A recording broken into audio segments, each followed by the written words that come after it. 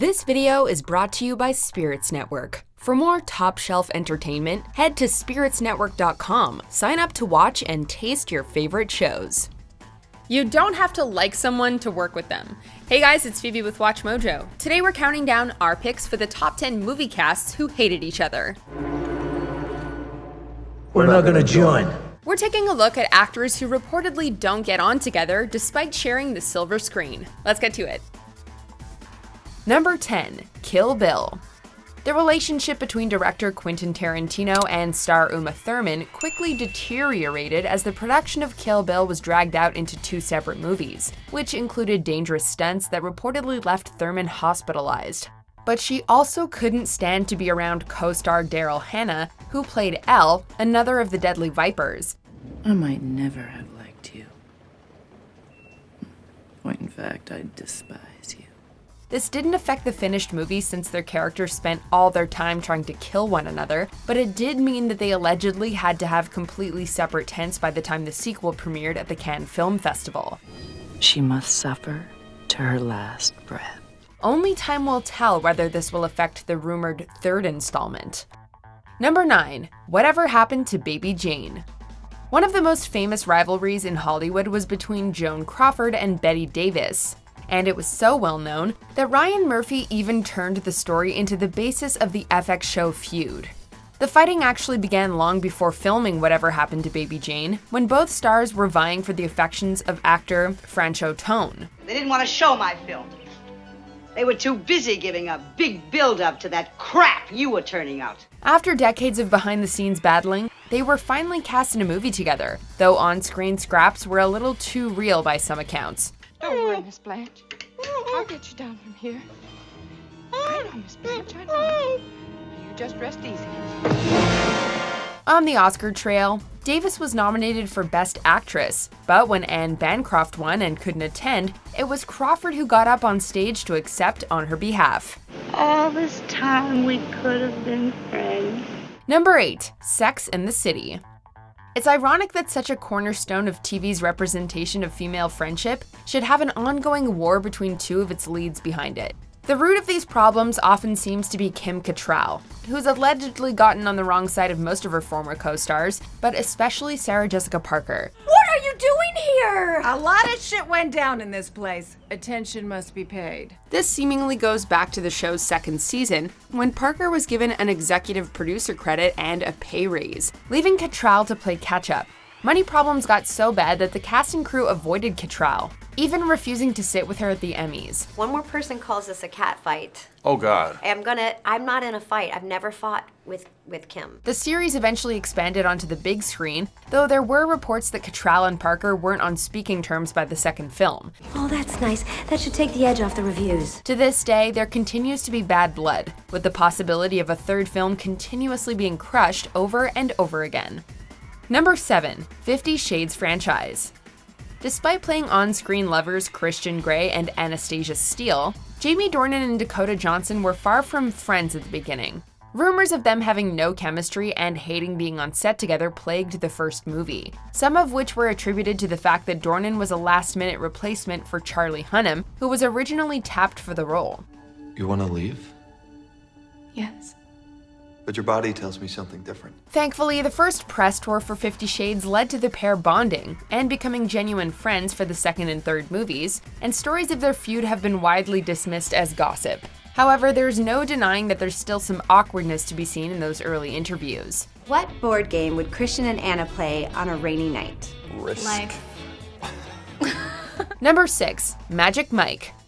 After he fell out with leading man Channing Tatum, behind-the-scenes negativity became the reason Alex Pettyfer wasn't asked to return as Adam for Magic Mike's sequel. Things started when director Steven Soderbergh insisted on casting Pettyfer despite his reputation for being difficult, and against Tatum's, whose life inspired the film, wishes. Nobody walks on water on 19. Things culminated when Pettyfer leased an apartment from one of Tatum's friends and fell behind in rent following a family tragedy, leading to angry emails from Tatum demanding he pay up. You know, Primo, if you want, I can talk to my guys and we can try to get him another day. And what the I do? He doesn't have it. Hey, look, I just hate to see you doing this. Pettyfer has since admitted that the feud was his own fault, but this clearly wasn't enough for him to be asked back for Magic Mike XXL. I'm gonna pay you back every last cent. I want you to know that.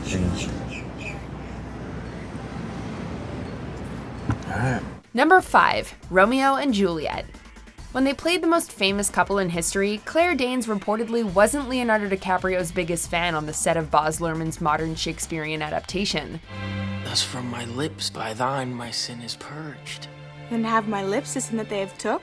This was because Leo was allegedly very immature back in the mid-90s and pulled pranks on set, and he thought Danes was uptight. Though later stories have come out suggesting that this was just all gossip, and some sources claiming Claire even crushed on Leo, it's interesting to note that when Danes was offered a role alongside DiCaprio in Clint Eastwood's J. Edgar, she turned it down. My wife, death that hath sucked the honey of thy breath hath had no power yet upon thy beauty. Though this decision was said to be made in favor of the lead role in Homeland, who knows if any remaining beef with her old co-star may remain. Number 4. Blade Trinity. Wesley Snipes supposedly managed to get on the wrong side of everyone while filming Blade Trinity, as told in a series of anecdotes from Patton Oswalt. Electronic pistol comes in a variety of tasty calibers. According to the actor, Snipes would stay in his trailer smoking marijuana all day, every day, and was never sober on set. But far worse was his decision to always be in character as Blade. He would communicate with Post-its that he would give to the director, and each one he would sign Blade. During filming, things deteriorated so much between Snipes and director David Goyer that Snipes reportedly tried to strangle him, which led to Goyer hiring a biker gang to pose as his security detail. He also refused to appear in scenes that didn't have his face in them, and his dislike for Ryan Reynolds meant Reynolds improvised as many lines as possible and got more screen time. Pick your poison, sundogs, steaks, heat-seeking mini rockets. Basically whatever gets you hard. This puppy will pump them out. Number 3. Mad Max Fury Road. Max and Furiosa got off to a rocky start, but they slowly learned to trust each other. Or was that Tom Hardy and Charlize Theron? As luck would have it, the two leads apparently didn't like each other just as much as the characters didn't. And we were also in the desert for so long. Right. I think everyone was tired and confused and homesick, and we saw nothing but sand for 6 months. Zoe Kravitz blamed the difficult filming conditions for accentuating personality differences that were already there, saying everybody had issues at one point or another because they spent half a year in the desert. We keep moving. No! We keep moving! He doesn't know what he's talking about! Theron has said that her tricky relationship with Hardy was part of what made the movie what it is, which is a sentiment echoed by director George Miller. Number 2. The Fast and the Furious franchise. Salute, mi familia. Salute. For years, Vin Diesel was the main man of the Fast and Furious franchise, but that changed when Dwayne Johnson debuted as Luke Hobbs in Fast 5.